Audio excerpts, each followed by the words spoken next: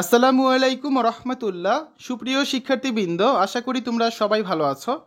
এই ভিডিওটা তৈরি করছি ষষ্ঠ শ্রেণীর শিক্ষার্থীদের জন্য। 2024 সালে ষষ্ঠ শ্রেণীর জীবন ও জীবিকা বার্ষিক পরীক্ষার প্রশ্নপত্র নিয়ে আজকে আমরা আলোচনা করব।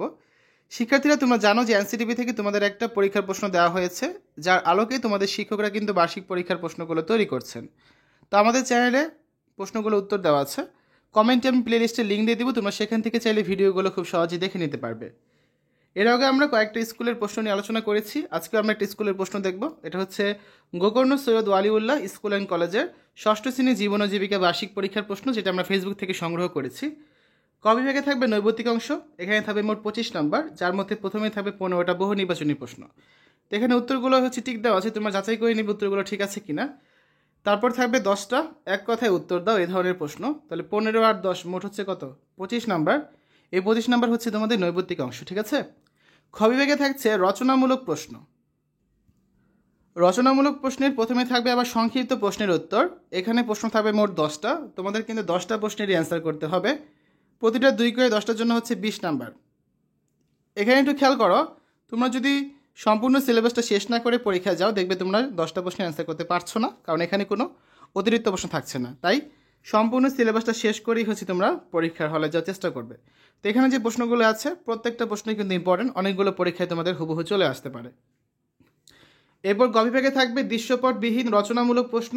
এখানে প্রশ্ন থাকবে 5টা থেকে তোমাদের অ্যান্সার করতে হবে যে কোনো 3টা। প্রতিটা হচ্ছে 5 করে, 3 5 15 নাম্বার থাকবে এখানে। তো এই ধরনের 5টা প্রশ্ন তোমাদের পরীক্ষা থাকবে। হুবহু যেগুলো আসবে তা কিন্তু না, তবে এই ধরনের প্রশ্নগুলো আসার সম্ভাবনা বেশি, কারণ যে প্রশ্নগুলো দেখো প্রতিটা প্রশ্নে কিন্তু এখানে খুব ইম্পর্টেন্ট প্রশ্ন, ঠিক আছে। তো তোমার 5টা থেকে যে কোনো 3টা অ্যান্সার করতে হবে।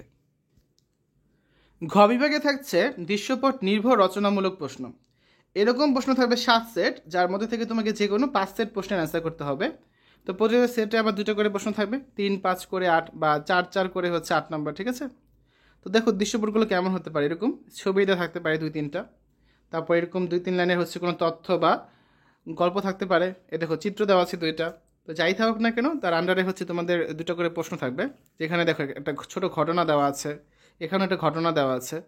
মাঝে মাঝে দেখবে ছক থাকতে পারে উদ্দীপক হিসাবে বা দৃশ্যপট হিসাবে।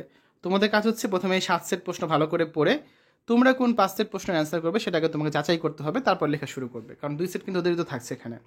তো আমরা আরও কিছু স্কুলের প্রশ্ন সংগ্রহ করে তোমাদের সামনে শেয়ার করব। কমেন্টে প্লেলিস্টের লিঙ্ক দেওয়া আছে, সেখান থেকে তোমরা খুব সহজেই ভিডিওগুলো দেখে নিতে পারবে। শিক্ষার্থীরা, এতক্ষণ আমরা ষষ্ঠ শ্রেণী জীবন ও জীবিকা বার্ষিক পরীক্ষার একটা স্কুলের প্রশ্ন নিয়ে আলোচনা করেছি। আশা করি তোমাদের কাছে ভিডিওটা ভালো লেগেছে। অন্যান্য ভিডিওগুলো দেখার আমন্ত্রণ জানিয়ে আজ এখানে বিদায় নিচ্ছি। আল্লাহ হাফেজ।